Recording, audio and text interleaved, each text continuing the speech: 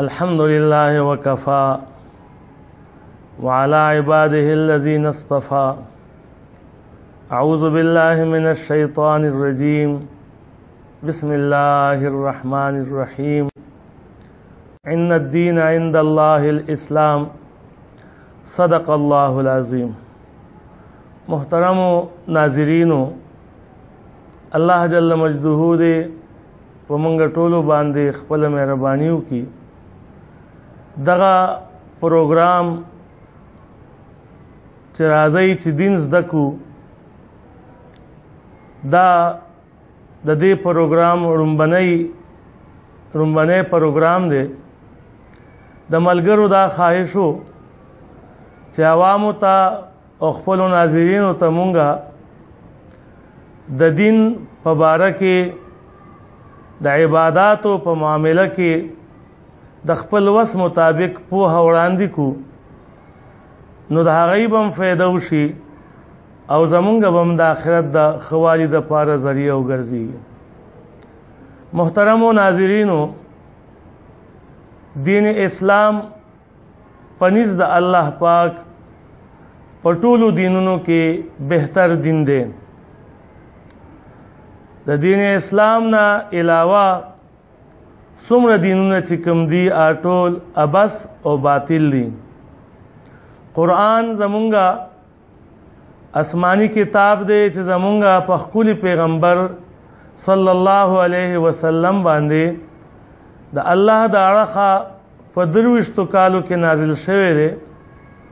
په دې کې رب جلیل په یو ځای کې داسې ارشاد فرمایي: ومن یبتغ غیر الاسلام دینا فلن یقبل منه وهو فی الاخرة من الخاسرین.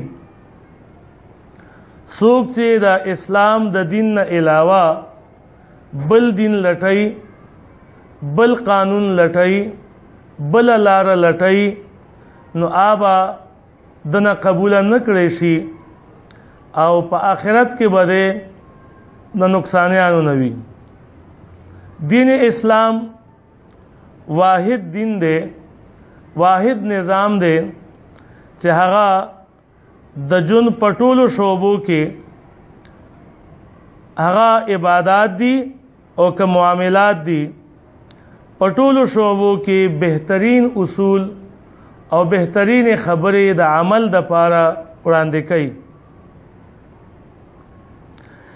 دې باندې تفصیلی طور باندې پوهه حاصلولو دپاره ضروری ده چې ځینې خلک هغوی ځان مختص کی او په دین کې مهارت، تفقه، سپیشلایزیشن هغه پکې حاصل کی.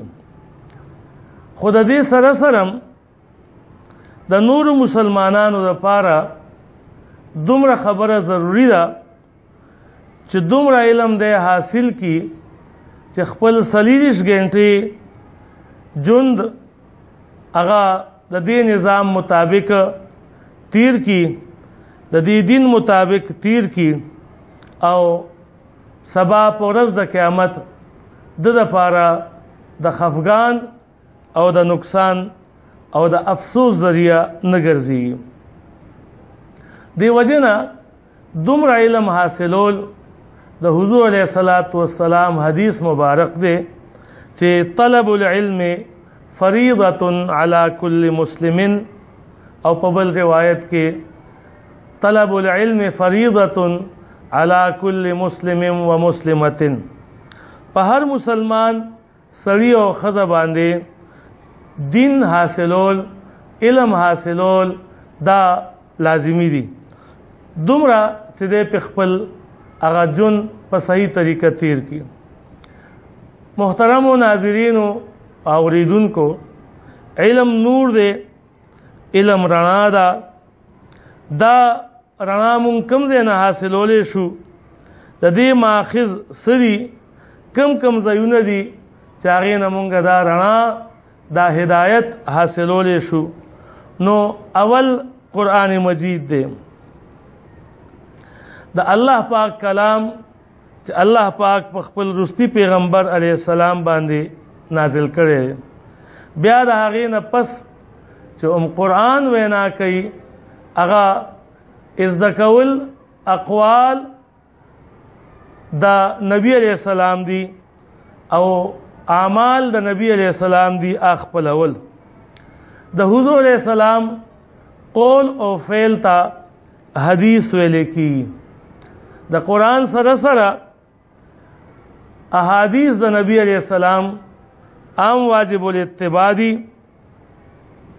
او دا قرآن کریم او د احادیث سره سره متقدمین علما اولو الامر هغه علما چې کوم فقیهان دي کوم پوه دي د هغې اتباع او د هغې سره مرسته کول او د هغې نه زده کول دام لازمی دي. چې دې دریو واړو خبرو ته د قرآن کریم په دې آیت کریمه کې اشاره شوې ده اطیعوا الله و اطیعوا الرسول و اولی الامر منکم. تاسو تابعداریو کوي د الله پاک، تابعداریو کوي، اطاعتو کوي د نبی علیہ الصلوۃ والسلام او اولو الامر. اولو الامر نه مراد علماء کرام او فقها دي. عام اولو الامر چې هغه د حکومت او د اقتدار والدي، نو نن د اولو الامر نه مراد صرف علما او فقها دي. قرآن کریم او حدیث د نبی علیہ السلام زمونږ د پاره د لارې مشال دی. مسائل پاغي باندې پاغي کې داغي حل موجود دی او دین مونږ ته آسان جوړ کړی شوی دی. دې لپاره د قرآن کریم او د نبی علیہ الصلوۃ والسلام او د علماء کرامو تابعداري په دې باندې پوهه حاصلول دې ته فقه ویل کېږي. نو په دې پروګرام کې به انشاءالله مونږه د فقه چې کوم مونږ ته زمونږ اسلافو زمونږ ائمه او مجتهدینو د قرآن او د حدیث په رڼا کې بیان کړی دی د هغې نه به مونږ اخذ کوو او دغه پروګرام به مخ په وړاندې بوځو. د فقه معنا څه ده؟ نو د فقه لغوي معنا علماء کرام او ماهرین داسې ښیي یو شی کلاوول، یو شی واضح کول، او دا عمل چې څوک کوي هغه ته فقیه ویل کېږي. فقیه هغه عالم ته ویل کېږي چې هغه د احکام شرعیو وضاحت وکړي، د هغې د حقایقو بیان وکړي او کوم ځای کې چې کوم یو حکم سخت یا مشکل وي د هغې آسان حل پیش کړي. نو دا د لفظ فقه معنا ده او د فقیه معنا ده. اوس هر یو شی کې چې څوک پوهه حاصله کړي هغه ته فقیه ویل کېږي. خو وخت تېرېدو سره لفظ د فقه نورو علومو نه نورو څیزونو نه کټ شو او صرف د دین سمج د قرآن او حدیث باندې سمج او پوهه حاصلولو ته فقه اولی شو.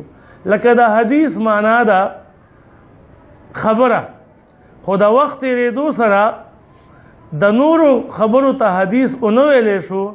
حدیث لفظ پاتې شو صرف د حضور علیہ الصلوۃ والسلام قول ته. د حضور علیہ السلام قول، د حضور علیہ السلام فعل یا د حضور علیہ السلام مخامخ که یو صحابي او عمل کړی وي نو هغه په حدیث کې راغی. نو د فقه لفظي معنا د دین په خبرو باندې پوهه حاصلول، ځان پویول، دا د دې معنا شوه. په اصطلاح کې هغه احکام چې د هغې تعلق د عمل سره وي هغې ته فقه ویلی کېږي، او هغه امور چې د هغې تعلق اعتقاد سره وي لکه ایمان څه ته وایي، یا مثال قیامت یا فرشتو باندې ایمان وغیرہ وغیرہ ایمانیات چې کوم دي نو هغه ته علم الاحکام ویل کی. نو د احکام کار بیل دی د فقه کار بیل دی. نو تعریف په دو اجزاء باندې مشتمل شو. یو علم الاحکام چې د عقیدې سره تعلق ساتي او بل امور فقه چې هغه د عباداتو د هغې باندې سمجھ حاصلولو سره تعلق ساتي دې ته علم فقه ویل کی. بهرحال په دې باندې سمجھ حاصلول د مسلمان دپاره لازمی دي. د علم فقه موضوع سره د دې ټاپک مقصد څه دی نو په دې باندې به انشاءالله آینده نشست کې خبرې وشي. واخر دعوانا ان الحمد لله رب العالمين. ربنا آتنا في الدنيا حسنة وفي الآخرة حسنة وقنا عذاب النار. وصلى الله على النبي الكريم.